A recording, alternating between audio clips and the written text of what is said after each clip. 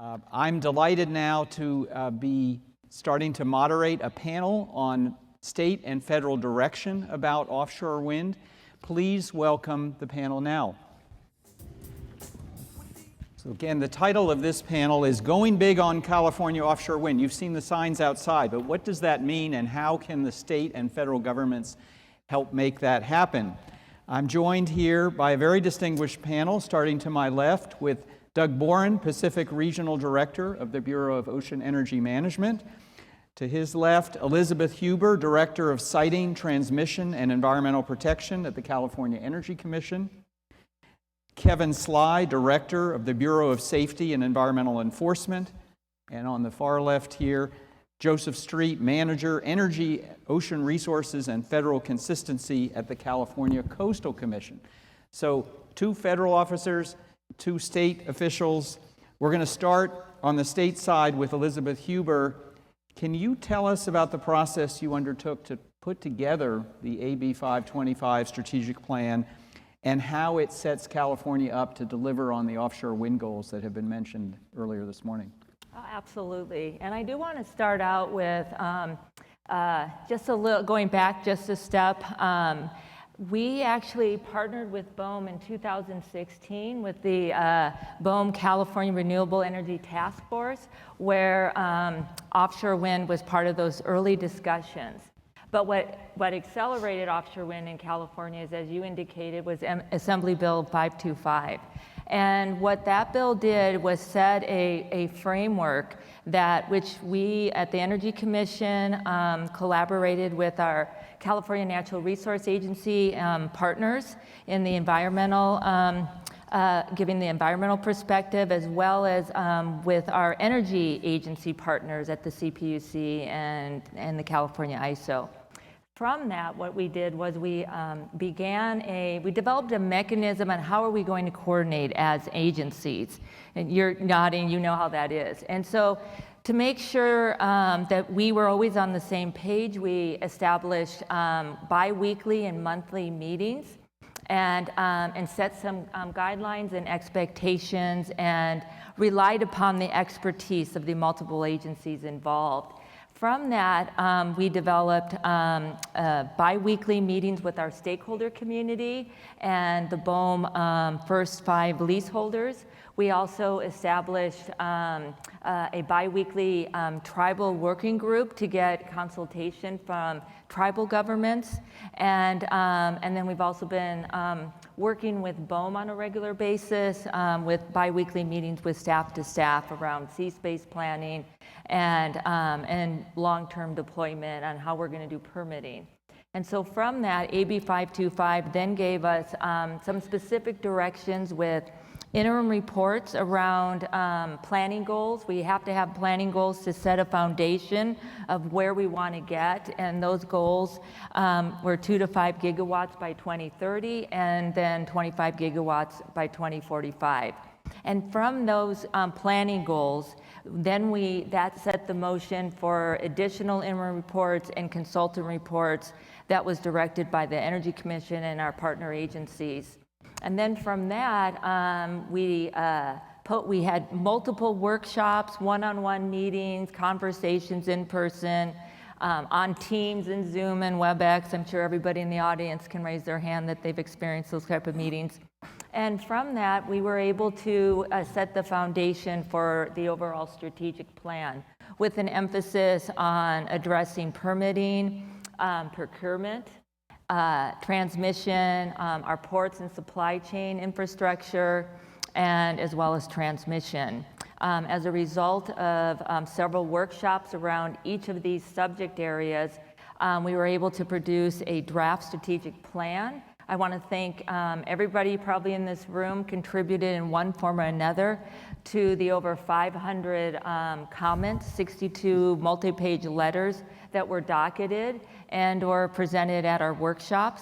And from that, we are going to be incorporating that into a final draft, a final work plan that will set the framework on what we need to do to move forward this fall and beyond. Thank you, Elizabeth. Let me turn to Doug Boren of BOEM. BOEM now has 34 active commercial leases and has approved 8 construction and operations plans. What have you learned from those experiences, and how is BOEM incorporating the lessons? Great, thanks, Adam. And first, I'll start off by saying that you don't get to choose your music when you walk out, because I was trying to get some Pearl Jam as we were coming out. So, if you don't know, they played last night in Sacramento. I'll say there are a lot of lessons learned, and I was thinking about this. I think most importantly, one of the things that, is really a big something from a lessons learned is, the modernization rule. I think that, that was something that, took years to culminate. We looked at, when the regs were originally written back in 2009, we wrote the regs to where, it was going to be a Met Tower collecting Met-Ocean data, and we're well beyond that now. So I think that, the partnership with, at DOI between BOEM and BSEE, to write those regulations and get that mod rule out, is something for us to be proud of. And, I think it provides some clarity, provides some certainty, it removes some of the regulatory burden. But I think at the end of the day, that was one of the lessons learned that we really took forward and made happen. I will just add, for California, the first lease sale we had was finished we had the lease sale in 2022 of December. And since then we've been learning lessons. So as we move forward with the leasing process offshore Oregon, as a bureau, we've worked with our federal partners at NOAA with the National Centers for Coastal and Ocean Science so that we could, collect the data, run the suitability modeling so that we have the call areas, we have something that's repeatable and determining draft wind energy areas and going out for a public comment period on the draft wind energy areas. So it's really something that, we're always looking to improve the process, and that's something that, lessons learned that we've picked up, since the last lease sale in California. So it's very exciting for us. Thank you, Doug. Director Sligh, many people in this audience may not be very familiar with BSEE and what its role is. Can you speak to that?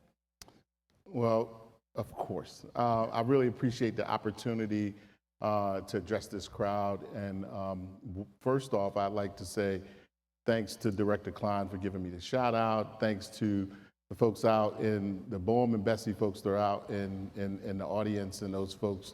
Yeah, I would like just my Pacific region folks to either stand up or show their hands so they know who to reach out to, because I think this is, thanks gentlemen and ladies, I think this is an opportunity from a branding perspective to be able to come out here and to express what we do at BSEE. And you can't do that without pointing back to, back to 2012, when we've always, for decades, have been in support of BOEM from an offshore wind perspective. And now, post the split rule last January, and now the modernization rule, the 585 modernization rule, and our 285 regs that are incorporated within that modernization rule, we are primarily focused on environmental compliance, enforcement, and safety regulatory constructs at BSEE. And we are moving forward to take lessons learned from the current work that we're doing in the Atlantic right now to be able to inform us moving forward in the future.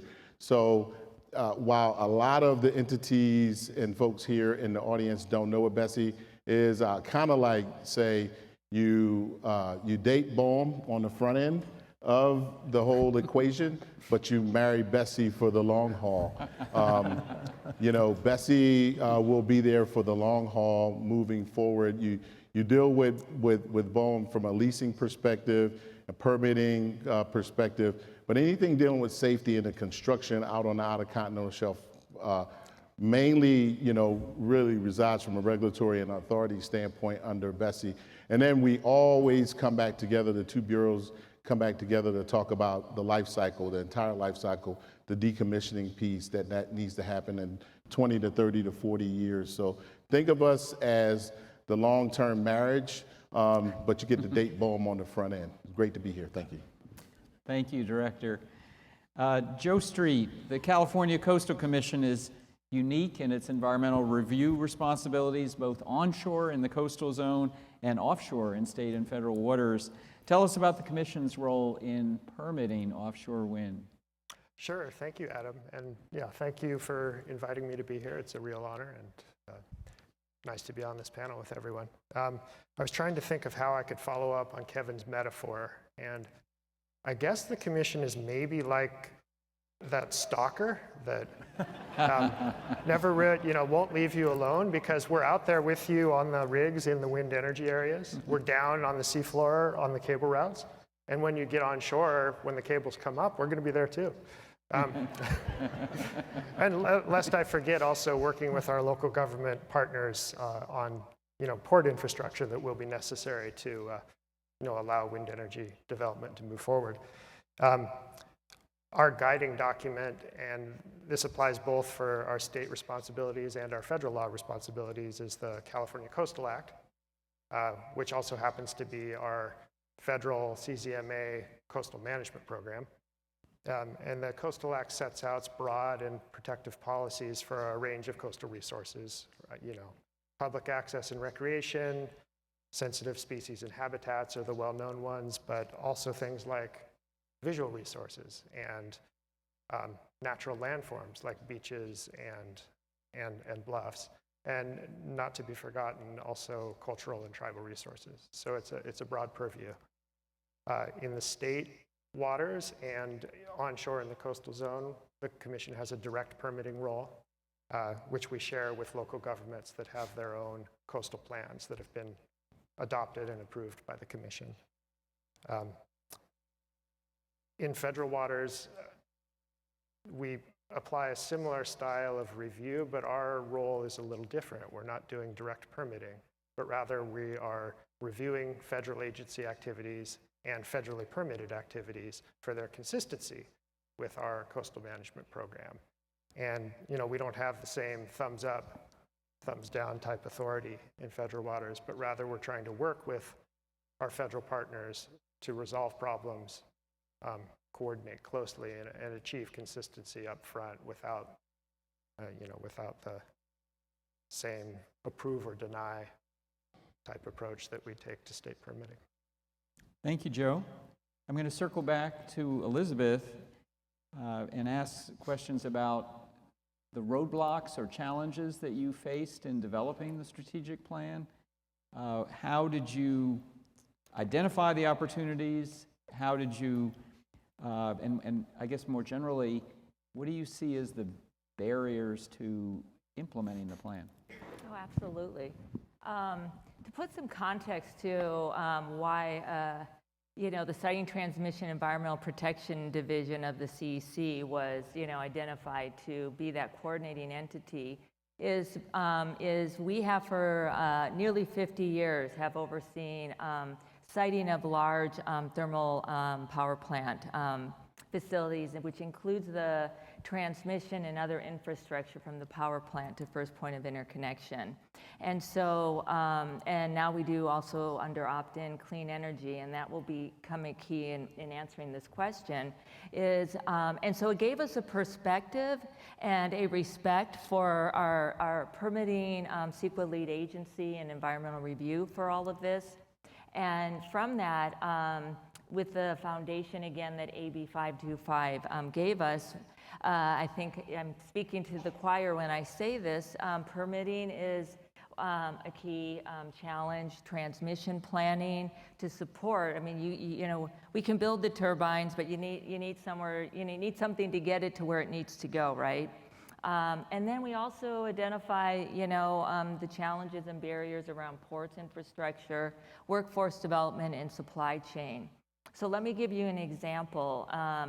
As a recent bill that the senior advisor to the governor on offshore wind, Janet Gagnon, mentioned in Assembly Bill 1373 around central procurement, it was specific to long lead time projects and resources, and that includes offshore wind.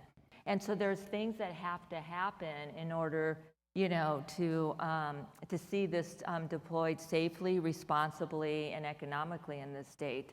and that includes what we need to do at our ports. And there are different types of designs that need to be assessed at our state ports. We know in the immediate future we need staging and integration, and we've had 2 or 3 ports raise their hand that they're ready to answer that call. And so we've been able to utilize the platform that we have under AB 525 to conduct workshops around workforce in port and waterfront facilities, and also within our strategic plan, we had a half a day specific to ports. So we've had several meetings in Morro Bay and in Humboldt, working with our federal partners on what the needs are, and that includes, they don't mention their cousins, but I will. We have the U.S. Coast Guard, Department of Defense, all play a role in this.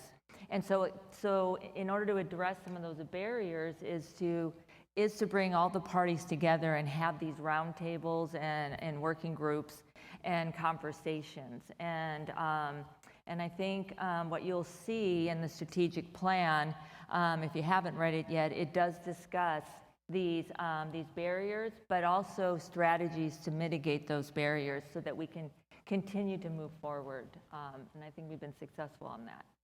Thanks, Elizabeth. I want to go back to Joe, since you brought up the permitting process. From the Coastal Commission's perspective, how are you approaching the permitting and the coordination with agencies like CEC and others in the state?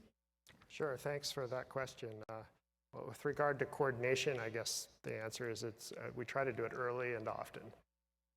We know that permitting in California is complicated, and there's a lot of agencies that have their own responsibilities that they take seriously, and we're among those agencies. So, I think and we also have to operate within the existing sets of laws and regulations. We can't, on our own, go out and make up all sorts of new processes to achieve efficiencies. So the best way we can do that is by doing good coordination. We have a small offshore wind team at the commission, and I can say with confidence, I think all of us are here, all 3 of us are here, and 4 if you count our executive director. But I can say with confidence that we're speaking with our agency partners every single day about offshore wind, whether it's with Doug's team at BOEM, with the CEC, with other natural resources agency partners. One example that's recent that I think is illustrative of what we've been trying to do is our recent review of survey plans that have been starting to come in for the federal waters areas. A couple of years ago, the commission reviewed BOEM's leasing, and within that sort of broad, overarching federal consistency review, that included survey plans, and as much as we knew about the survey plans at the time. Types of equipment, locations, sound levels for geophysical surveys, things like that. And of course, over 2 years, 2.5 years at this point, plans change, and we understand that. And so our coordination with BOEM focused on understanding what the current survey plans contained, what technologies were proposed, and whether those plans were covered by our prior federal consistency review. And in some cases, there were changes. But following from the CZMA and the CZMA regulations that offer us a number of different pathways for reviewing project changes, we were able to settle on an administrative review process where BOEM provided us with information and their determination that the changes didn't have new coastal resource effects that we hadn't already considered, and we were able to concur with that. Can I add a little bit Please. to it? To add on to the State Lands Commission, who's been a phenomenal partner throughout this entire process. And we also want to give an analogy for everybody, if you have not read the draft strategic plan, And one of the successes, as just described, is that coordination. And we had success in what we call the Desert REIT, or the Renewable Energy Action Team. And this was established back in 2007, 2008 because of clean technology, clean resources, so solar and wind on federal lands, not water, but it was land in the desert. And because it required coordination between 30 plus state, federal, and multiple local agencies, that coordination was key. And so what is being proposed here is that same concept, but an ocean REIT, where we have the renewable energy principles group with leadership, giving the kind of guidance and setting the timelines of the different milestones that have to happen in order to permit these long duration resources, long lead time resources. And then you have what I mentioned already is the REIT. That's the staff level that the technical experts under CEQA, environmental justice population experts that have to do analyses. So not only is it the EIR, us as state agencies have other responsibilities under our policies and guidelines from the legislature. And that's all coordinated through this Renewable Energy Action Team that meets on a regular basis. If there's a challenge or a milestone needs to be pushed back, you work together on what can be done while we're waiting for this and resetting timelines. But as a result of the Desert REIT, within 1 year after it was put in place, we had over 8,000 megawatts of solar and wind resources down in the desert area of Southern California. So it was successful, and we're hoping to mirror that in this process as well. Thanks, Elizabeth. I want to remind our audience that we are taking questions through the app. A few are starting to come through, so if you have something you want to engage in this conversation, please do that. And in the meantime, let me just ask Director Sligh, floating wind technology is relatively new in the world. How are you approaching the oversight responsibilities that you will have for this when the wind turbines are built and deployed on the West Coast? That's a great question. I'd just like to flag that while floating offshore wind structures are new to the world, floating structures are not new to Bessie. There's a whole complement of the team that deals with floating structures down in the Gulf of Mexico, that we're taking the expertise that they have used for decades to apply and take a look at opportunities to port that over to what we call floating offshore wind moving forward. And then also, one of the things that I would also like to flag is our consensus-based safety standards. We're working with ACP and API on consensus-based safety standards, which everyone here probably has already heard about. And that's primarily fixed offshore wind, but we're taking a look at working with entities like OESI and NREL to move forward on floating offshore wind, to be able to comport that over from the East Coast to now the West Coast, and then ultimately, again, in the future, down to the Gulf of Mexico and that lease that's been sold, and for future leases that will be sold, whether or not it's here in the Pacific or even in the Gulf of Maine. Thank you. I'm going to go to an audience question for Doug, which is, so how are you learning from what's happened on the East Coast? What are the lessons that are relevant for California and the Pacific? Thanks, Ed. I mean, I think I could maybe split this one with the CEC. I'll say that, from our perspective, one of the lessons learned and really that we really learned on the East Coast and brought to California, was the California lease sale. We had some pretty innovative, bidding structures and bidding credits in there. We really pushed the limit. I'll say we pushed the boundaries pretty good out here in California with those 2 CBAs that we had, in addition to the, the workforce development and supply chain development. And It took a lot of back and forth internally, within the Bureau, but I think that at the end of the day, we landed in a good spot, and that really was building upon, what happened in the Atlantic and what we were able to do out here in California. And I think that, and as you'll see, for Oregon, we've got a proposed sale notice out for Oregon, and we've got the same bidding credit structure set up with the CBAs, just like we did in California. So I think it's something that, we're always looking to improve, like I said earlier, but that's definitely one of the lessons learned that we have from the Atlantic out here in the Pacific. Elizabeth, do you want to add to this in terms of East Coast lessons? Yeah, one thing that we feel like we've tried to do, and it can be debated, I know, from the stakeholder perspective and tribal government perspective, but was to meet early and often, and realize that when we got up from the table, we may not have always all gotten what we wanted, but we were willing to compromise.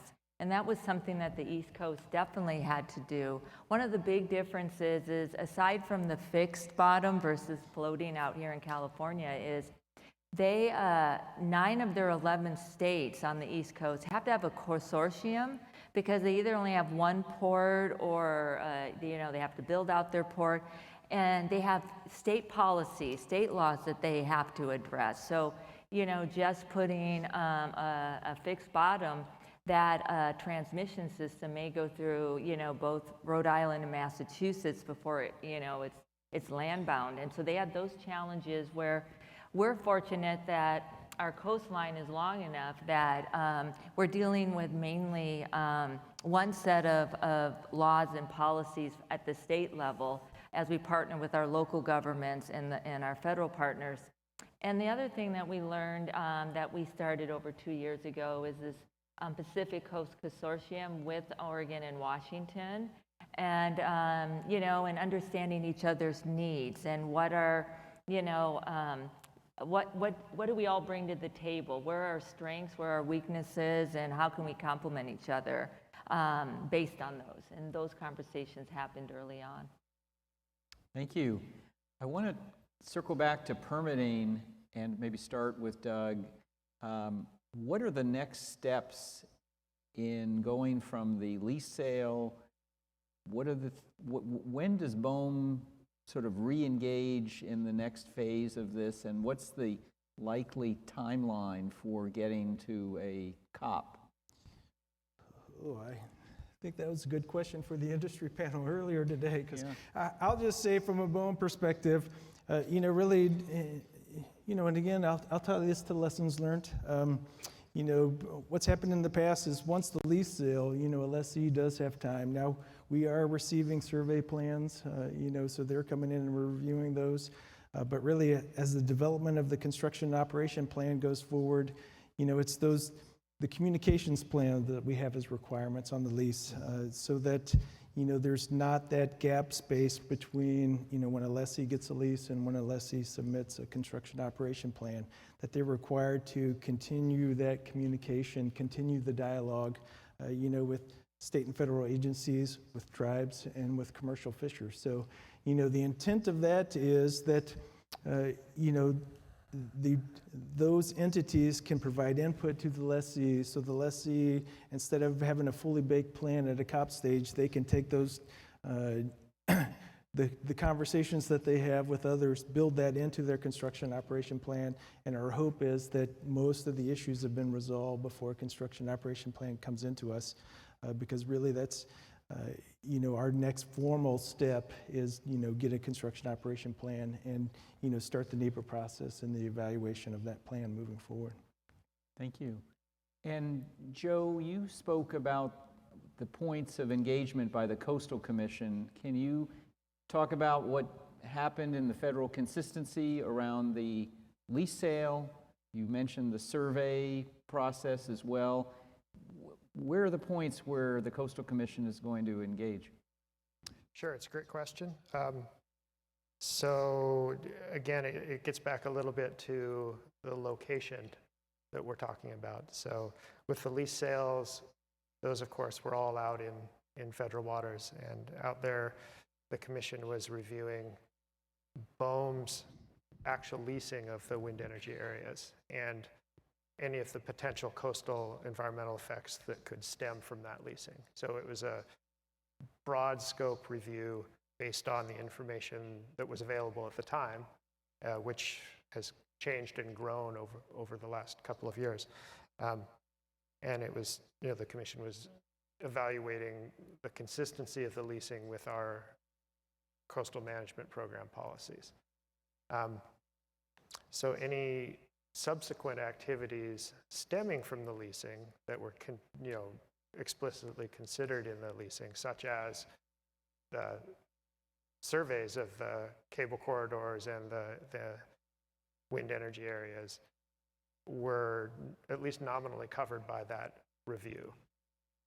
If the activities differ from what was considered or have new effects, that's where the commission would have new review authority. And so that's what I was trying to describe earlier in terms of determining just how different some of the survey plans were and whether they would lead to new effects.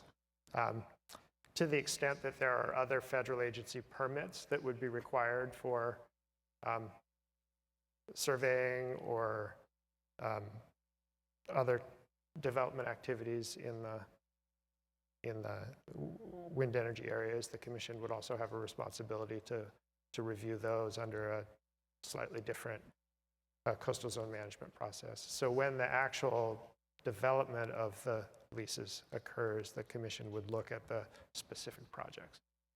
Thank you for that clarification. Here's a question from the audience. Can I add Oh, on please. one thing from what Doug mentioned with the COP? As we get closer and closer to offshore wind out here in California on the West Coast, we learned from the East Coast that Boren was primarily the lead agency and had project coordinators that industry, the developers, would work with. But as we get closer to the COPs and the terms and conditions out here on the West Coast, you'll likely start to see project coordinators from Bessie that will own the project a little bit earlier in the life cycle. So I just wanted to flag that there will be a piece where Bessie will be involved in a little bit earlier. Thanks for bringing that up. A question from the audience. One of the more interesting chapters in the strategic plan is the definition of potential sea space for the next round of lease sales.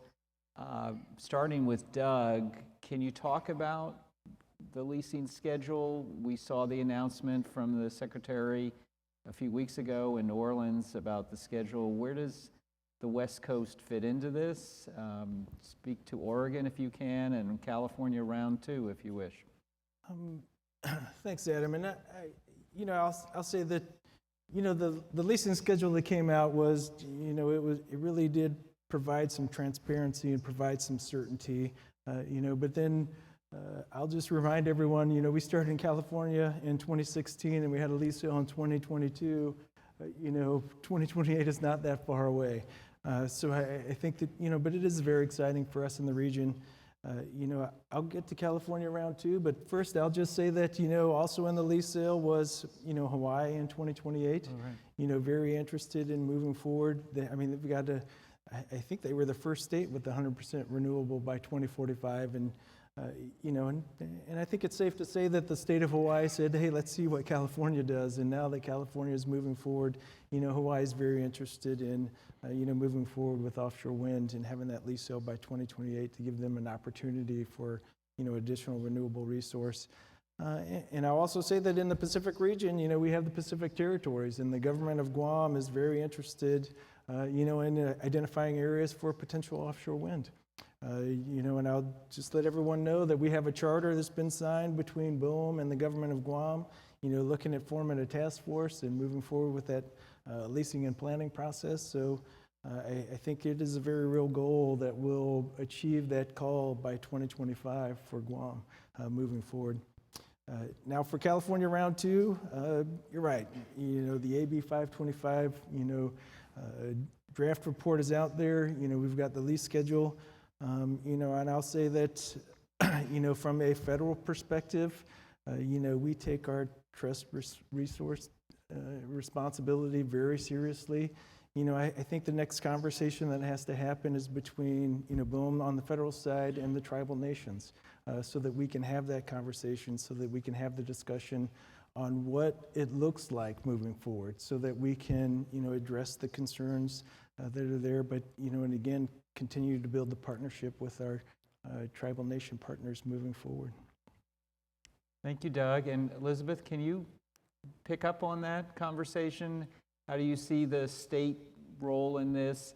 The plan identifies some pretty large areas off Mendocino and Del Norte, defines the capacity there. There's clearly more than enough to help the state reach its goals. If you add to the 10 gigawatts that the leaseholders said this morning is available from the properties they already have access to or will have access to, how do you see this process of shaping the wind energy areas and specifically the state's role in that?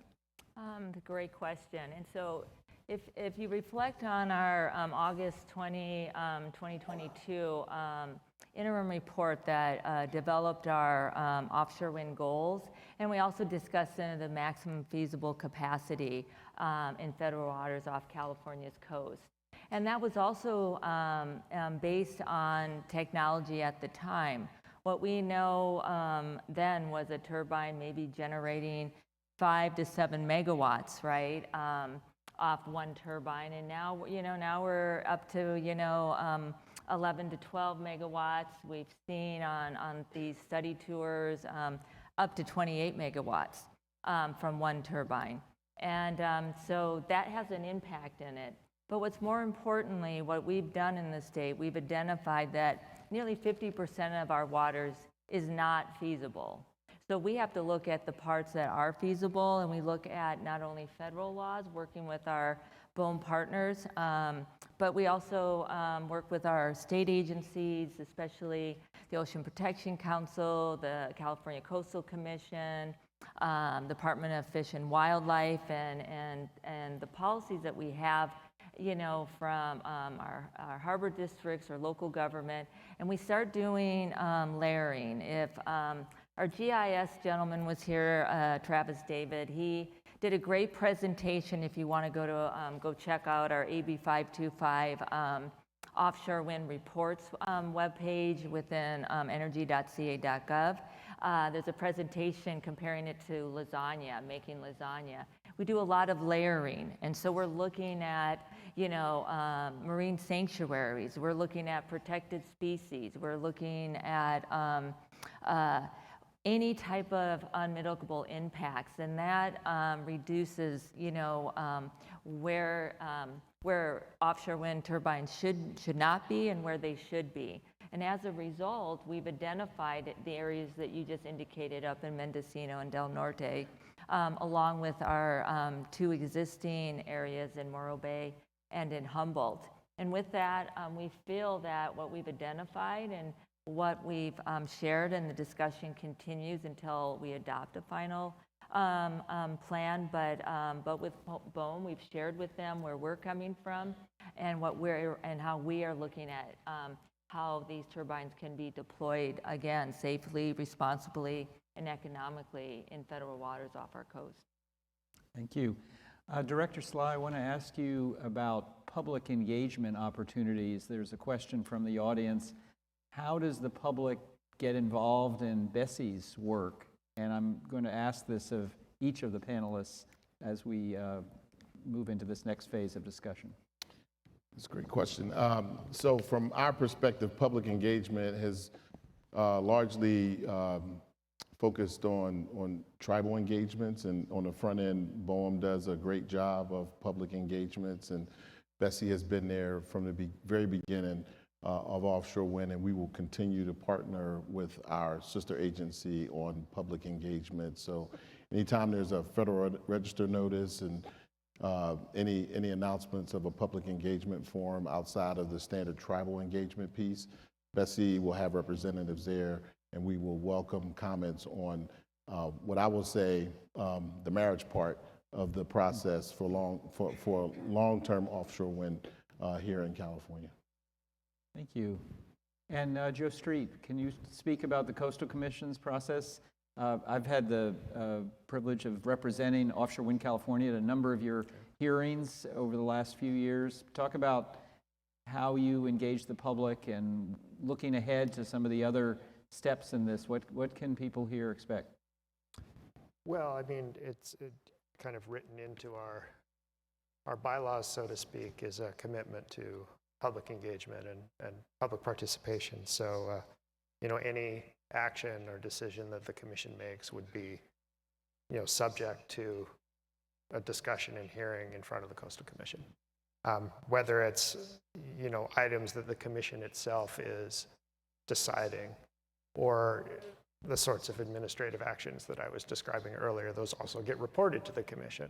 So there's that kind of formal public space for people to participate. And, we have our noticing systems that are fairly robust. And, but more informally, we're speaking to our stakeholders over time. We're letting them know what's coming down the pipeline. And we're getting their input in between our formal public comment opportunities. So I think I'll stop there. Thanks. Doug, you want to talk about public engagement at BOEM, and particularly you mentioned that in Oregon you've got this WEA that's out for comment. Maybe that's a jumping off point, but I know there are lots of other settings where you invite the public to be involved. Yeah, thanks, Adam. And I'll just say that, from my perspective, Rick Yard, who's the regional supervisor for our Office of Environment, I didn't want to steal his thunder because he's on a panel. But, we have the programmatic EIS that we're doing offshore California. So, we have the NEPA process that we're going through, and there's the public engagement that's involved, from the environmental side on the evaluation of, for the programmatic EIS, looking at mitigation measures that we could potentially, impose onto construction and operation plans, when we get those. And then there's the leasing side also. So, I think that we always strive to make sure that we're doing public engagement and that we're doing it meaningfully. We want to, we strive to, it's one thing to have a meeting, it's another thing to have a meeting, listen to what is being said, and then respond how you listen to what was being said. I can't guarantee that we're always going to have the answer that everyone wants to hear, but we should have the logic behind it, and we should be able to show our work. Like you said, for one of the lessons learned, for Oregon, we increased the transparency because, looking back now, we used to just have an area ID memo and say these are the wind energy areas, and we're going to start NEPA on it. And I think it was a great move by the Bureau to say, hey, let's get the NCOS team to help us, develop draft wind energy areas, go out with draft wind energy areas for the public to comment on, and then respond to those comments, in our, I'll say a pretty lengthy area ID memo that talks about, here's the draft wind energy areas, here's the comments we got on it, and here's what we did to address the comments, and we removed additional areas after that. So I think that we're, we have public engagement points along the way, and we're always trying to improve the process and improve the transparency and bring more public involvement in throughout the process. Elizabeth, I don't envy the job that you and your staff at CEC have to do to respond to all the comments that you described receiving. Talk about how you're going to sort through that, and what should we expect in the calendar? You said through the summer you were hoping you would be in a place to finally approve the 525 plan. No, absolutely. So I'm going to answer that, but I also want to talk about, as we finalize our strategic plan, but also about engagement, as my colleagues here on the panel indicated, and to be involved and still be involved, even though the draft strategic plan has been out there since mid-January, is continue to look. We are commissions, and we have to report in front of our commissions. And I have to tell you, led by Jennifer Lucchesi, the State Lands Commission is the best kept secret. I presented on the strategic plan there, and we had 3 calls At the Energy Commission, we had 300 calls when we present on an information item. So keep looking at our agendas. But I also want to indicate that offshore wind is a component of the state's goals, long-term ambition goals. And Senate Bill 100 set that stage in California that we are going to be clean and renewable resources for all retail sales in the state by 2045. Offshore wind plays a piece in that. So offshore wind is being discussed in many other venues that my team, and I want to give a shout out to the offshore wind team at the CEC, has done a phenomenal job, but they have supported the work through the SB 100 activities that have to develop a report every 4 years. We've worked with the Cal ISO on a 20-year outlook where they used the information from our proposed strategic plan. And we're also working very closely with the Public Utilities Commission, the CPUC, on their integrated resource planning process and the piece around offshore wind in there as well. So there's a lot of venues talking about offshore wind aside from AB 525. So with that, to wrap up my comments on this is what are we doing about 525? Well, one, we are working with the principals at all the different agencies that we've mentioned today, and we have gone through all of your comments and looked at them where they fit into the strategic plan, where we could expand on a lot of the comments, and we did it by topic area, and then also where there's going to be more work ahead of us and how we can reference that. We haven't talked about the Zabur bill, AB3 on supply chain, and that's going to be our next work around a lot of the questions around ports, workforce development, and supply chain.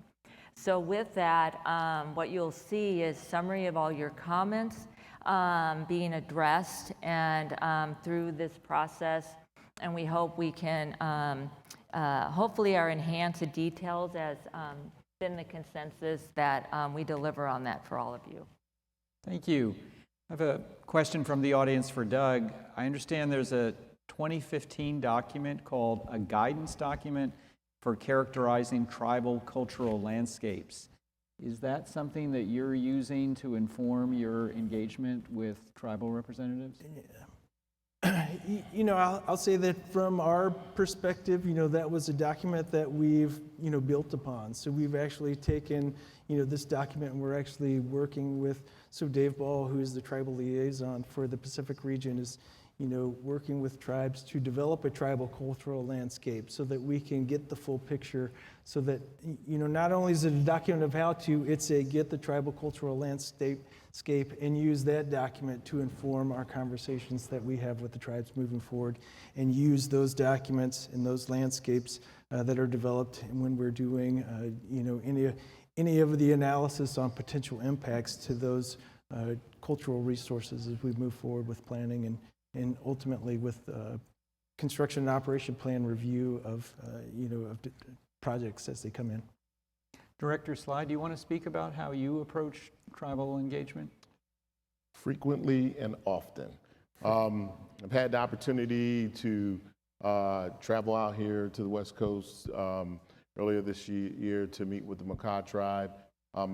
Just want to flag that Director Klein and I will be sitting down, and also Doug and Bruce will be sitting down with the federally recognized tribes here this afternoon. So we collectively believe not only in consultation, but meaningful engagement, and we've been practicing that since I've been on board here as the director of BESI.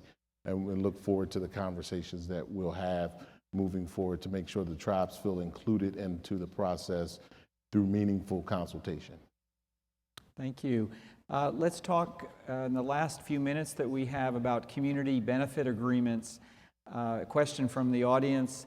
There's concern about the implementation and legality of them, and what specific recommendations do you have regarding implementing CBAs as a result of the bidding credits? I guess that's for Doug. I was wondering if someone else was going to take that one. Okay, sorry. You know, I will say CBAs are, you know, and like I alluded to earlier, it really is something that, you know, the Pacific region, you know, kind of pushed the limits. You know, and you're right. I mean, the question is spot on. You know, they are not easy. You know, but and I think it definitely creates a lot more, you know, review on our side to make sure that those CBAs are something, you know, because we got the conceptual strategy, you know, and I mean, it's no secret. We had to have internal conversations with our solicitor's office, you know, to look at the legality of those. But, you know, at the time, it was something that, you know, California was really strong on. So at the Pacific region, you know, working with the state, you know, I'll say we push the limits. And, you know, it is hard. And I think everything that we thought about, you know, before we had them is coming, you know, to fruition. But at the end of the day, you know, we're going to make it work, you know, and the Pacific region and all the staff in the Pacific are going to make sure that, you know, that the community benefits agreement are something that, you know, work well for everyone, that it was good to have in the California lease sale. And like I said, we're proposing it again for the Oregon lease sale in our proposed sale notice coming up. Before we bring this panel to a close, I want to invite each of the panelists to have some closing thoughts, perhaps 30 seconds or so, starting with Joe at the far end there. Thanks. Well, this has been a great discussion. I've really been interested to hear from my fellow panelists. I think one thing that's been on my mind that hasn't come up is I think we all share this goal of providing the clean, renewable energy that California and the country need, and doing it in a way that sustains the California current ecosystem and all the interests and uses that rely on that ecosystem. And I think we have some good ideas for how to do that. But one thing that's going to be crucial, already has been crucial, is having good information and good data about the resources, about a lot of things, but at least from my agency's perspective, we're mostly focused on the resources. You know, we try to make the decisions we make based on the best available science. But in a case like this, the best available science is not really adequate to ensure that, you know, we achieve this goal of coexistence. You know, in a perfect world, we would have time to gather the information, but we know we don't have that time. We can't wait on clean energy. So I think really important moving forward is going to be having robust plans for scientific data gathering and monitoring as projects are being implemented. And so that's something that the Commission is working on with other state agencies. And actually there's an effort being led by the Ocean Protection Council to develop just such a scientific monitoring plan. Thank you, Joe. I think we'll hear from Ocean Protection Council a little later. Director Sligh, probably 15 seconds now as our time is creeping up on us. Sorry. Thanks That's a lot. Real quick, there was a question up here. I'm not going to necessarily answer the question. It revolved around how much thought and process is going into decommissioning. If most of you may not know, the GAO hit actually both bureaus on our decommissioning process from an oil and gas perspective, you know, multiple decades, whether or not it's here on the West Coast or down in the Gulf of Mexico, legacy assets that still remain and need to be decommissioned in a timely fashion. So I would just ask that the developers and the folks in the room that think about the life cycle process, start with the end in mind. I mean, we really focus on the leasing and the permitting and the construction piece, but somewhere down along the line, we need to think about financial assurance and also being able to pull these legacy assets out of the environment to return them and not leave them for the American public to foot the bill in the future. So that's what I would offer up. A lot of thought going into it, and Bessie. Thank you very much. And Elizabeth? In 5 seconds or less. The good news, the state does have policies in place on any licensed application that they have to have a decommissioning and closure plan in place when they receive a license from any applicable agency. What I want to leave you with is, again, our long-term goal is to be, a self-sufficient state and meeting our energy demands. But we have to do it safely and reliably. And we don't want to, decommission a gas plant over here and put a wind turbine over here, where you leave a burden on one designated group, and then it impacts another group or government. And so we have to be sensitive to that, and that includes this continued communication, collaboration, and thoughtful planning on where we can come to some consensus in how we're going to meet California's long-term clean and renewable goals in the state. And Doug, you get the last word in 20 seconds. All right. I'll just say, I'd like to thank everyone here. And, from a Bowen perspective, it's definitely the team building, all the relationships that we have moving forward, that we've, learned with California Round 1, and that we've, moved, from California, moved to Oregon, still on the federal side. We work very closely with Director Sligh and the federal team in the Pacific region at Bessie, and that's something that we'll continue to do. And, I'll just say, I think that one of the ones I wanted to say on the federal side is really, because a key player in all of this is really the NOAA Fisheries team. And here in the Pacific region, we've had a relationship with them for over years now, a couple of years. And, and I think it's really, it's really showing on what we were able to do offshore Oregon. And as we continue planning on the West Coast, in the California current ecosystem, it's really going to, continue that partnership moving forward to identify areas that are, reasonable for moving forward with offshore wind. Please join me in thanking an excellent conversation with all of our panelists.